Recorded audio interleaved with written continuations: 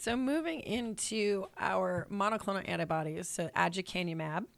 Aducanumab is indicated only for mild cognitive impairment or mild Alzheimer's dementia or Alzheimer's disease. So what's notable about this, it's an IV infusion, and it's an infusion that's given once every 4 weeks. So it's essentially a monthly infusion. The dosage is weight-based, so both of these have weight-based dosing. This is a bit more variable depending on how many infusions the individual has had. So it's kind of almost like a ramp up from the first infusion all the way down to 7+ infusion. So just be aware that it is a weight-based dose that's intravenous every 4 weeks, administered over 1 hour. So what is unique about this from a monitoring perspective, right? So we talked about things like heart rate. We've talked about falls, dizziness, sleep disturbances, all that stuff. What's really specific with our monoclonal antibodies, though, is MRI monitoring, which is pretty unique, right? So they need to have essentially a baseline MRI. And then for aducanumab, they need one before the 7th infusion and before the 12th infusion. And the reason for this is this phenomenon called amyloid-related imaging abnormalities, or ARIA, okay? So what can happen is a variety of brain changes that are not good brain changes. They could be symptomatic or asymptomatic, but they can include things like microhemorrhages, changes in the density, so kind of focal densities of the brain, and actually potential swelling of the brain. So we've got like ARIA-E or ARIA-edema, ARIA-H, right? So there's different kinds here. Other adverse effects, most common, are increase in falls and headache. There are rare instances of hypersensitivity reactions, including itching or urticaria, and angioedema, which is usually swelling of the face and the neck.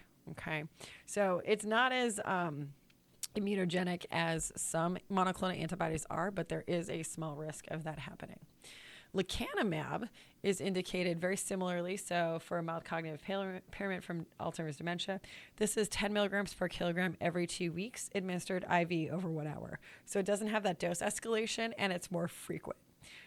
Similar, we need the MRI prior to treatment with follow-ups more often, though. So 5, 7, and 14th infusions.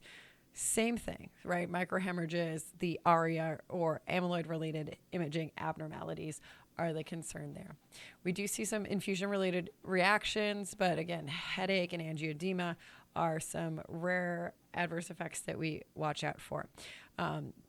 What is worth noting, because of that risk of microhemorrhaging for these products, we do have to be thoughtful about the use of concomitant anticoagulants, and that may be something that we educate and monitor for, and assess for appropriateness of anticoagulants, because sometimes people are given them longer term than they need, or put on a baby aspirin for prevention when it's maybe not necessary for that individual. So more detail about ARIA. This is the concerning adverse effect. This is a boxed warning adverse effect associated with our monoclonal antibodies for dementia. So it's a boxed warning that looks at concerns about major severe changes in brain function. And actually, I'm going to go ahead and pull up, see if I can pull it up. I'm going to pull up the aducanumab package insert, because I think it's important just to kind of see what the information that's being presented within the package insert looks like. So let me just kind of, I thought I did it really smoothly, but I didn't. There we go. So this is the ADUHELM. This has the information here listed in terms of the indications and uses. When we look at lecanemab,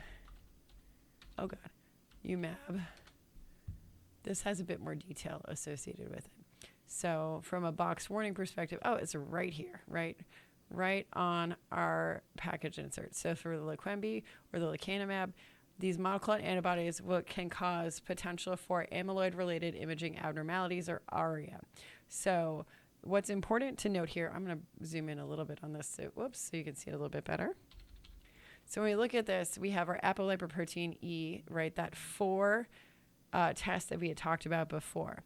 So if someone is a homozygote, so that's about 50% of Alzheimer's patients, we do have to be considerate about that and usually avoid it, because that actually has a higher incidence of this proclivity for developing ARIA.